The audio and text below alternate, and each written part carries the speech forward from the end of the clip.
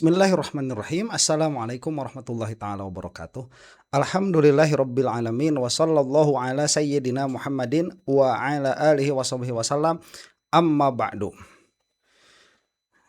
Haptik kembali lagi setelah mengomentari Khozinuddin yang mengomentari Refli Harun, akhirnya saya dikomentari sama banyak orang. Waduh, begini rasanya dikomentarin sama orang itu ya. Gimana? Ya, asik. Asik. Itu permasalahan Khozinuddin. Gimana saya menjelaskannya ya? Itu nanti akan kita teruskan lah ya, lain waktu. Banyak yang mengatakan sudah sudah, ada yang mengatakan begitu. Tapi saya punya alasan dan alasan saya justified. Ada beberapa orang menghubungi saya, mereka berterima kasih atas, katakanlah ya, apa yang saya lakukan begitu. Tetapi ya itu urusan lain lah, itu sifatnya confidential. Ya, hanya saja saya tidak menyesal sedikit pun atas apa yang saya lakukan atau komentar saya terhadap Khozinuddin. Sekarang kita tidak akan membicarakan itu. Kita akan membicarakan dakwaan yang diberikan oleh kejaksaan terhadap Dr. Tifa. Saya menemukan beberapa permasalahan. Yang menjadi inti nanti adalah perkataan Pak Mahfud MD. Nah, ini karena Pak Mahfud MD itu berkata sampai rame itu ya di media. Sebelum ke sana ya, saya menemukan nih, entah ini betul atau tidak ya, dalam pengertian apakah argumen hukum saya ini bisa dipakai di persidangan atau tidak, saya tidak tahu. Hanya saja berdasarkan aturan-aturan yang berlaku, seharusnya konsistensinya itu seperti ini. Jadi ya, kita masuk ke sini dulu nih, supaya kita punya bekal nanti apabila ada persidangan Dr. Tifa yang selanjutnya. Fokus kepada dakwaan kejaksaan. Jadi dakwaannya itu ya ada dua, yaitu pasal 34 ayat 1 jungto terus ya. Kemudian pasal 433 ayat 1 jungto terus. Yang ini, yang pasal 434 ini tentang fitnah. Yang ini tentang pencemaran nama baik. Nah, itu sudah diketahui ya. Nanti akan kita keluarkan bunyi pasalnya. Kemudian ada lagi nih tambahan. Kalau kata ini dari detik ya, Tifa juga didakwa dengan dakwaan kedua primer, pasal 434 ayat 1 KUHP, yang ini sama dengan yang di atas tadi.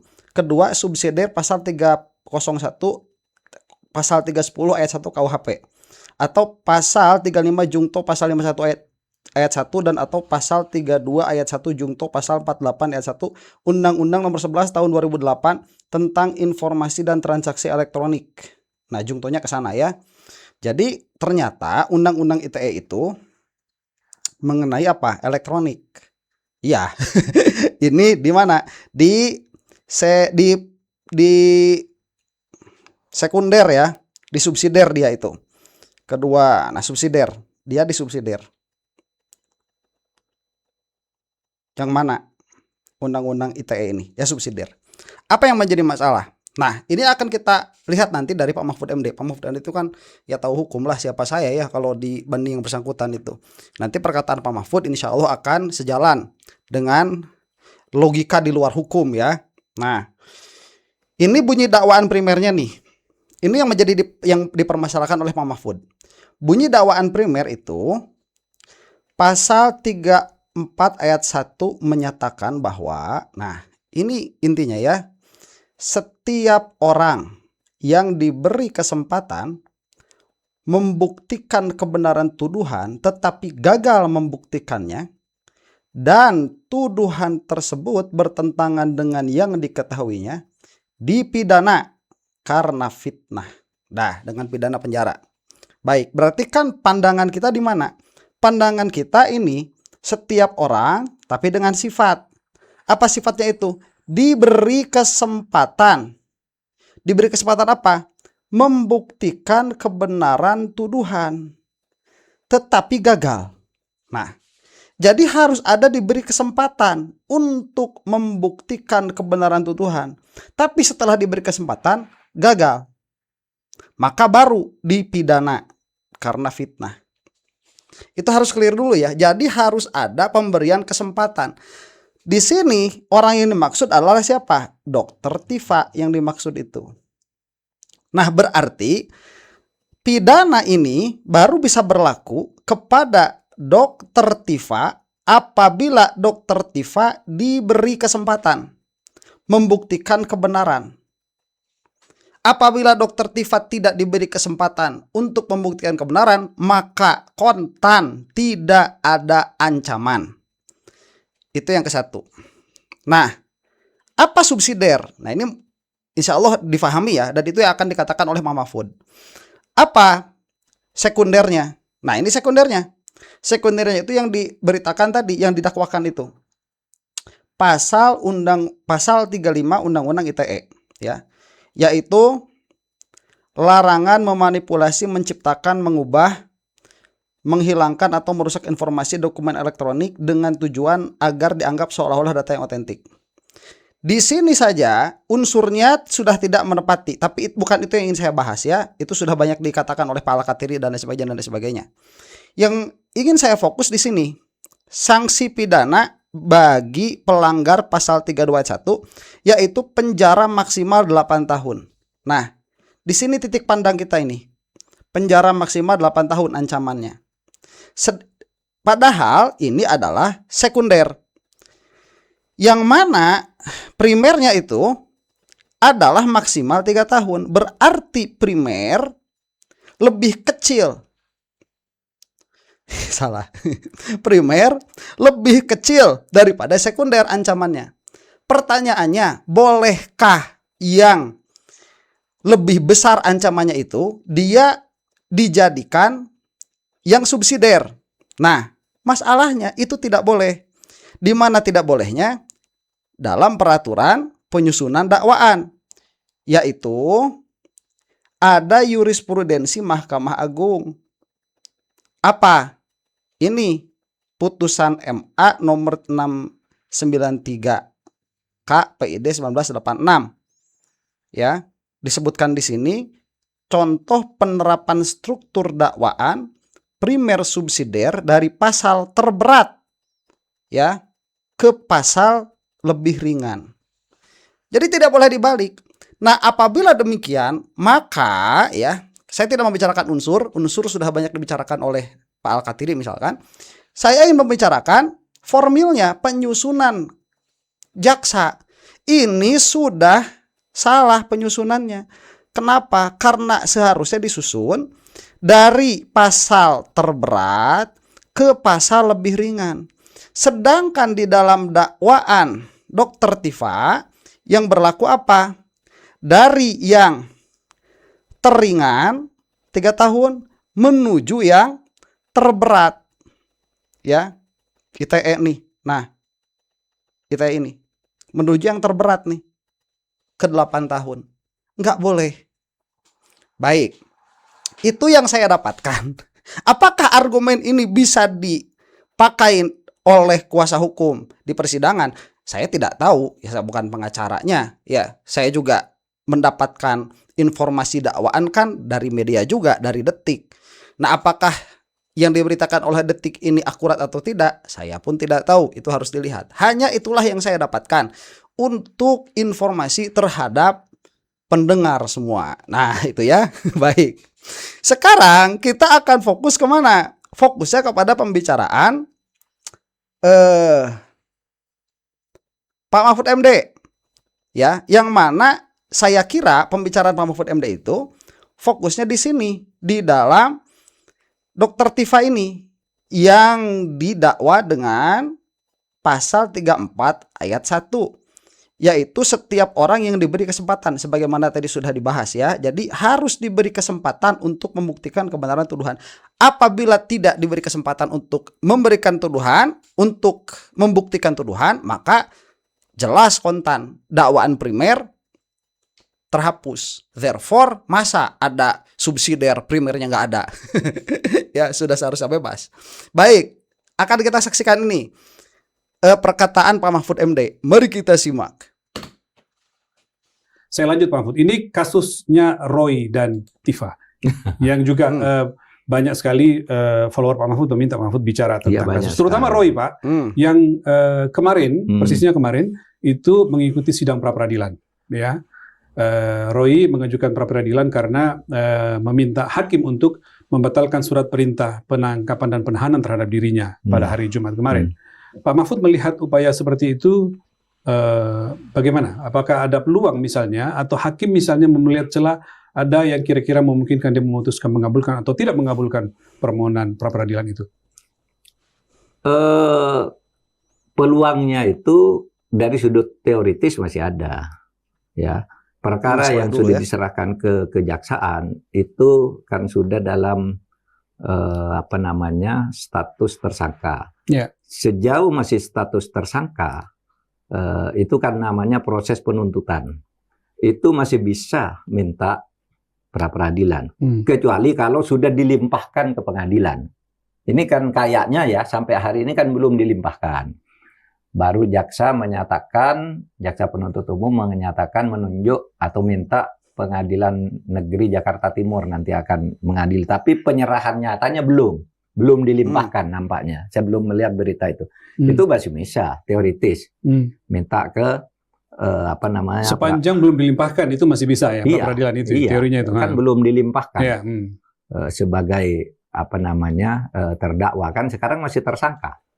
Kalau sudah terdakwa nggak boleh, itu urusan mintanya ke hakim, minta penahanan luar atau apa gitu kan, itu sidang akan terus berjalan. Nah itu bisa saja peluangnya, meskipun saya melihat dari proses yang berjalan nampaknya secara psiko lagi-lagi soal psikopolitis, psikojuridis ya nampaknya berat untuk bisa dikabulkan pra-nya. Mungkin akan terus, mungkin penahanannya bisa dimintakan kembali kepada hakim nanti kan kalau untuk tidak ditahan misalnya. Ya, untuk tetap dalam tahanan rumah dan sebagainya. Nah, itu. Tetapi mari kita masuk ke perkaranya agar hukum kita ini tidak rusak. Saya melihat kasus Roy dan Tifa ini aslinya itu adalah kan urusan ijazah palsu. Ada dugaan ijazah palsu yang kemudian dibawa ke pengadilan perdata, seperti saya bilang nggak bisa pengadilan perdata, ke PT UN juga tidak bisa. PT UN itu kan pejabat yang mengeluarkan, yang digugat, bukan yang diduga punya ijazah palsu. Dia bilang nggak bisa. Oleh sebab itu alurnya ke pidana. Nah, pidana itu aslinya sebenarnya soal ijazah palsu. Oleh sebab itu, kalau mau betul adil, itu seharusnya yang dipastikan dulu pengadilan besok ini, apakah pengadilan terpisah, misalnya ya kan bisa. Pengadilan menyatakan urusan ini akan diperiksa dulu keasilan ijazahnya, minta untuk penyidik itu mengajukan perkara biar forum lain, atau dia langsung ngadili sendiri kan bisa. Bisa begitu? Bisa. Jadi bisa karena ini hasil pengajian ijazah. Ayo kita buktikan dulu. Jaksa itu punya hak loh, punya wewenang untuk mengubah sangkaan. Pasal sekian, pasal sekian, nggak cocok, saya pakai ini. Itu sepenuhnya wewenang jaksa. Jaksa bisa melakukan itu? Iya, meskipun secara etis kadangkala tidak, atau jarang dilakukan, karena kan sudah sebelum cocok dikembalikan, sebelum sampai 21 dikembalikan berkali-kali bisa. Tapi secara hukum dia bisa membuat, dan lain. Oleh sebab itu, apalagi hakim. Nah ini kan ijazah, yuk buktikan dulu dong ijazahnya. Anda menyusuh ijazah Pak Jokowi palsu, yuk buktikan. Hadirkan Pak Jokowi yang punya ijazah. Ya. Jadi Pak Jokowi bisa dihadirkan? Ya bisa dong, bisa dong. Kalau dia tidak hadir gimana? Untuk mempertahankan laporannya bahwa dia dituduh punya ijazah palsu, padahal dia punya. Kan harus mendengar di situ. Nah oleh sebab itu harus dibuktikan dulu ijazahnya. Ayo hadirkan ijazah yang asli. Lalu di mana tidak aslinya? Lalu hakim kan bisa macam-macam kan? Bisa misalnya minta pemeriksaan ulang dari laboratorium. Kan ada laboratorium kriminal sudah dilakukan oleh Polri, digunakan untuk ini kan? Kemarin katanya sudah identik. Nah sekarang Roy Suryo demi kesetaraan dan keadilan, ya, keseimbangan dan keadilan. Asas keseimbangan ya.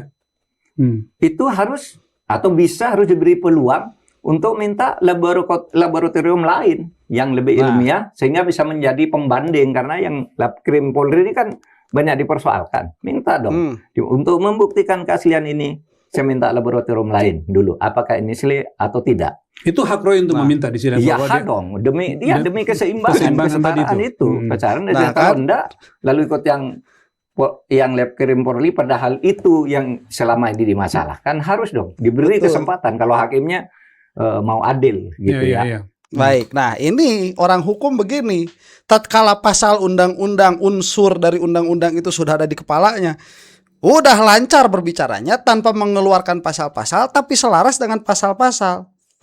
Ingat lagi ya tadi tuh, coba saya mau mengulang lagi sekali lagi ya, supaya clear nih permasalahannya nih. Kan kata Pak Mahfud, yang namanya jaksa, dia bisa mengubah dakwaan. Ini apalagi hakim bisa mengubah dakwaan. Maka dalam hal ini bisa dilakukan pengadilan terpisah mengenai ijazah itu. Nah, di dalam undang-undang tadi kan jelas sudah dibicarakan bahwa diberi kesempatan yang bisa kena pidana ini, itu adalah yang diberi kesempatan. Makanya Pak Mahfud MD sudah selaras dengan pola pikir pasal 434 ayat 1 KUHP tanpa melihat pasal. Ya kalau kita mah nggak ada pasalnya di sini, harus sambil kotret ya, harus sambil tulis begitu. Nah makanya beliau mengatakan bahwa ini nih yang menjadi soal juga. Roy Suryo harus diberi kesempatan. Kesempatan apa? Pemeriksaan ulang ijazah. Untuk apa? Untuk kesetaraan. Karena yang saat ini adalah klaim dari kepolisian. Apalagi saya mendapatkan fakta juga bahwa ini dari awal adalah kasus mainan polisi. Saya mendapatkan beberapa fakta yang bisa lead kepada kesimpulan itu. Nanti akan kita bahas kalau ada waktu ya. Kita teruskan dulu ini Pak Mahfud MD. Sudah sesuai. Memang begini seharusnya. Dan perkataan ahli hukum seperti ini harusnya ada juga di dalam pikirannya hakim. Hakim harusnya lebih canggih daripada Pak Mahfud dalam hal ini. Silakan dibuka. Lalu di dalam pikiran saya ini hanya antara Roy Suryo Tiva dan Pak Jokowi. Pak Jokowi diwakili jaksa penuntut umum. Ya, setiap orang yang menjadi korban itu kan diwakili oleh negara, gitu. Nah, saya melihat misalnya UGM tidak perlu terlibat di sini. UGM cukup mengatakan, UGM sudah mengeluarkan ijazah ini secara sah pada tahun sekian atas nama Joko Widodo, nomor sekian, transkripnya ini selesai. Soal itu ada juga di ijazah palsu, apakah yang palsu orangnya karena fotonya beda, ataukah ijazahnya karena tanggal-tanggalnya tidak sinkron, bukti lainnya tidak sinkron. Itu bukan urusan UGM, pengadilan yang minta nanti. Saya sudah mengeluarkan. Dan ini keterangan saya, kalau Anda anggap tidak salah silakan putuskan, kan gitu. Sehingga sebaiknya UGM tidak usah dikait-kaitkan lagi. Soal ini tugasnya udah selesai dan hakim harus memutuskan semua tudingan ke Jokowi, ke Roy Suryo, ke UGM dan ke yang lain itu supaya diputuskan oleh hakim. Nah, kalau nanti sudah saling membuktikan, sama-sama tidak bisa membuktikan kan? Misalnya, kalau saya melihat sekarang tidak bisa membuktikan. Pak Jokowi tidak bisa membuktikan ijazahnya asli, Roy Suryo dan Tiva tidak bisa membuktikan ijazahnya Pak Jokowi tidak asli, karena yang asli tidak pernah diperlihatkan. Pak Jokowi mungkin nanti, ya paling pakai keterangan UGM. Iya kan? Nah, itu tinggal hakim nanti proses kebenaran materialnya. Yang formal tuh UGM sudah mengeluarkan. Gitu. Lalu materialnya hakim menjadi benar enggak nih ijazah yang seperti ini gitu. Nah, kalau sama-sama tidak bisa membuktikan gitu ya, maka saya ini berpendapat itu pilihan dakwaannya adalah untuk pasal 433 tentang pencemaran nama baik. Nama baik. Jadi di situ menyerang orang lain dengan sesuatu agar diketahui umum. Untuk diketahui Iya, umum. dengan sesuatu yang tidak jelas atau benar agar diketahui umum itu pencemaran nama baik. Ancaman hukumannya kalau itu dilakukan dengan lisan, hukumannya itu 9 bulan atau denda 10 juta. Denda kategori 2 ini menurut yang terbaru ya. 9 bulan atau denda aja maksimal 10 juta. Atau kalau yang dilakukan Roy Suryo Tiva ini kan dengan tulisan dan bertubi-tubi. Nah itu ancamannya bisa 1 tahun 6 bulan atau denda 50 juta. Kategori 3. Ini menurut saya yang paling realistis karena dua-duanya nggak bisa membuktikan dan Roy Suryo menggembar-gemborkan ini asli dan itu Jokowi merasa diperlakukan dicemarkan nama baiknya oleh itu. Nah, yang saya dengarkan kan dakwaannya tuh nantinya atau sangkaannya yang dibuat oleh polisi yang saya monitor di berbagai media itu ada 4. Satu fitnah, pencemaran nama baik ini tadi ya pasal 433. Lalu fitnah. Lalu yang ketiga pasal 32 Undang-Undang ITE mengubah, meniadakan atau merusak manipulasi dokumen elektronik. Iya. Itu ada pasal 35 juga merusak dan menyampaikan kepada orang lain tanpa hak. Nah itu. Nah, jadi begini, kita kembali dulu ke dakwaan ini. Kalau mau pakai fitnah ya dari 434 itu artinya Roy Suryo nanti akan dituduh menuduhkan sesuatu yang ternyata tidak benar. Ya. Sesudah dibuktikan kan. Ternyata tidak benar kamu menuduh gitu. Itu menurut saya sudah paling berat tuh dakwanya. Berapa? 3 tahun atau denda 200 juta. Kalau fitnah. Nah, itu pilihannya. Nah, menurut saya tidak tepat juga tuh fitnah. Ya. Kecuali nanti dibuktikan dulu bahwa ijazah itu ada dan asli. Kalau sama-sama tidak bisa membuktikan belum fitnah dong. Iya. Mencemarkan nama baik mungkin iya. Iya kan? Mencemarkan, kamu berkali-kali mencemarkan nama baik gitu. Nah, oleh sebab itu penggunaan pasal 33 yang menjadi alternatif menurut saya itu juga kurang tepat ya, mengubah informasi elektronik, meniadakan dan merusak tanpa hak. Nah, yang dilakukan oleh Roy Suryo itu apa? Informasi elektroniknya. Yang saya dengar, yang muncul selama ini ya. Iya. Itu tadi. Nah, ini masuk unsur Undang-Undang ITE ya, mana itu juga agak kena. Ini Pak Mahfud MD mengatakan demikian juga. Menggunakan informasi elektronik yang diposting oleh Dian. Anak PSI itu, Dian Sandi. Itu kan juga belum tentu asli. Lalu dia ambil itu, lalu dianalisis, jadi tunjukkan ini palsu. Dia kan tidak memalsukan yang memalsukan yang dibuat oleh Dian itu, dia tetap dan tidak memindahkan juga. Dia kan ini sudah berita publik. Lalu gitu, nggak ada upaya. Lalu ini palsunya ini kan gitu. Nah kalau itu tidak bisa dong menggunakan pasal itu. Apalagi pasal berikutnya tuh pasal 35 gitu. Yang itu ancamannya juga berat, 12 tahun atau 12 tahun dan atau denda 12 M. Undang-undang ITE itu menganut alternatif. 12 tahun dan atau 12 M. Bisa 12 tahun ditambah 12 M, bisa 6 tahun maksimal 12 M, berapa digabung gitu bisa. Tapi kalau ini tadi Undang-Undang Hukum Pidana yang baru, UHAP itu sudah jelas ini pilihannya. Alternatif dari 2 tuh pilih 1 gitu. Nah, oleh sebab itu menurut saya agar adil ya, ini harus dibuktikan dulu di pengadilan. Kalau tidak ada upaya membuktikan kebenaran ijazah dulu, itu berarti tidak fair. Karena isu utama ijazah. Kalau tidak ada usaha itu, tidak boleh masuk ke pasal 35 dan pasal 32 Undang-Undang ITE. Ini menurut saya. Oh gitu ya, menurut Mahfud. Iya kan ini dulu ya. Ini dulu fokus dong. Kalau tidak ada jangan ini, buru-buru betul. Benar ijazah Jokowi itu diragukan. Benar ya ijazah Jokowi diragukan. Nah kalau begitu, karena diragukan, berarti ini tidak memfitnah karena hasilnya tidak ada. Betul. Pencemaran nama baik iya, karena bertubi-tubi. Kan Roy Suryo sama Dr. Tifa bertubi-tubi mengatakan bahwa ini asli. Itu kan mencemarkan nama baik, sesuatu yang memang tidak baik, ya. Lalu disiarkan, padahal dia tidak suka begitu kan, namanya tercemar gitu. Tapi buktinya sendiri bahwa itu asli juga belum ada. Nah, menarik kan?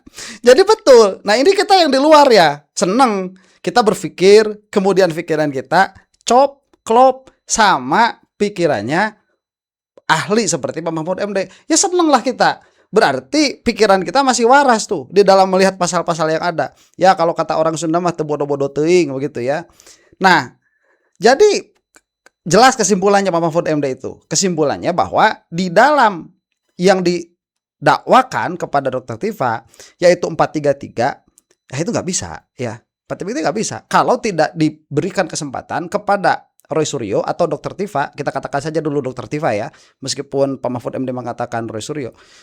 Karena sidangnya sekarang sidang Dr. Tifa, itu tidak bisa dengan 433 itu, dengan 433 karena tadi ini harus ada apa kesetaraan di dalam kesempatan untuk membuktikan, yang mana itu nggak bakalan bisa dibuktikan dan Jokowi nggak bakalan mau membuktikan itu, wong udah jelas palsu kok. Kemudian mengeluarkan alternatif ya, siapa Pak Mahfud MD itu? Bukan ya. Bukan 433 yang tidak bisa itu, 434 ya, yang tidak bisa 434. Nah, memberikan alternatif 433. 433 itu kita uji ya, apakah betul demikian atau tidak. Jadi ini pasal 33. Apa itu? Ini pencemaran nama baik ya. Isinya, setiap orang yang secara lisan menyerang kehormatan atau nama baik orang lain dengan menuduhkan suatu hal dengan maksud agar hal itu diketahui umum, dipidanakan karena pencemaran dengan pidana penjara maksimal 9 bulan dan atau denda kategori 2 maksimal 10 juta. Nah itu juga di bawah 3 tahun, lebih ringan daripada yang 434. Hanya saja di sini ada kata kuncinya. Apa kata kuncinya? Kata kuncinya? Yang secara lisan menyerang kehormatan, ini jelas ya, Jokowi merasa terserang kehormatannya, atau nama baik orang lain. Apakah Jokowi punya nama baik? Itu di depan hukum harus demikian karena presumption of innocence. Tapi ini alatnya nih dengan menuduhkan suatu hal. Kuncinya ada pada menuduhkan. Apakah jika sesuatu itu dia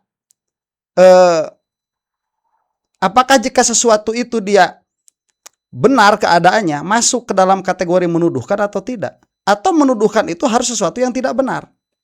Nah ini akan menjadi pembicaraan nanti kalau memang jaksa atau hakim mengubah dakwaan. Karena tadi sebagaimana dikatakan oleh Pak Mahfud MD, jaksa atau hakim bisa merubah dakwaan apabila mereka cerdas melihat bahwa 434 ini tidak bisa didakwakan kepada Dr. Tifa ataupun Roy Suryo apabila tidak ada kesempatan bagi mereka berdua untuk menguji ijazahnya Joko Widodo. Begitu. Nah, jika perbuatan itu ya sebagaimana dikatakan tadi itu, jika perbuatan itu dilakukan melalui tulisan atau gambar yang disiarkan, dipertunjukkan atau ditempelkan di tempat umum, pelaku dipidana karena pencemaran tertulis dengan pidana penjara maksimal 1 tahun 6 bulan. Lebih tinggi lagi, itu dikatakan tadi. Hanya saja apabila memang ininya terbukti menuduhkannya, begitu. Ya, menuduhkannya. Kalau kata Pak Mahfud MD tadi, meskipun itu benar, jadi meskipun ijazah Jokowi itu palsu, ya, Dr. Tifa tetap salah. Lah kalau begitu mah tuh setiap orang yang membicarakan kriminal bisa kena. Nah ini yang agak off dari Pak Mahfud MD ya, yang saya tidak sepakat begitu. Demikian ya. Mudah-mudahan Termul cepat binasa dan lenyap dari muka bumi ini. Untuk Anda yang bukan Termul, semoga sehat-sehat, dilancarkan segala urusan dunia dan akhiratnya. Akhirul kalam. Allahu taala a'lam bishawab. Assalamualaikum warahmatullahi taala wabarakatuh.